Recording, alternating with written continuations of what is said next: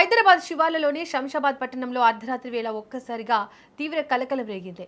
స్థానిక లిమ్స్ హాస్పిటల్లో అగ్ని ప్రమాదం సంభవించడంతో రోగులు, వైద్య సిబ్బంది ప్రాణభయంతో పరుగులు తీశారు. హాస్పిటల్ లోపల ఉన్న రోగుల హాహాకారాలతో ఆ ప్రాంతమంతా ఒక్కసారిగా రణరంగంగా మారింది.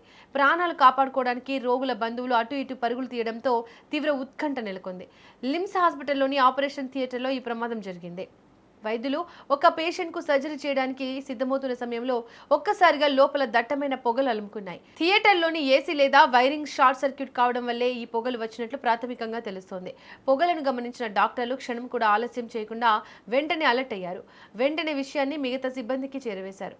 లోపల ఉన్న పేషెంట్ల ప్రాణాలు కాపాడడమే లక్ష్యంగా వైద్యులు, నర్సులు రంగంలోకి దిగారు.